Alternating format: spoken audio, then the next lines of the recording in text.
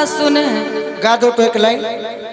कि जिस भजन में राम का नाम न हो उस भजन को गाना ना चाहिए।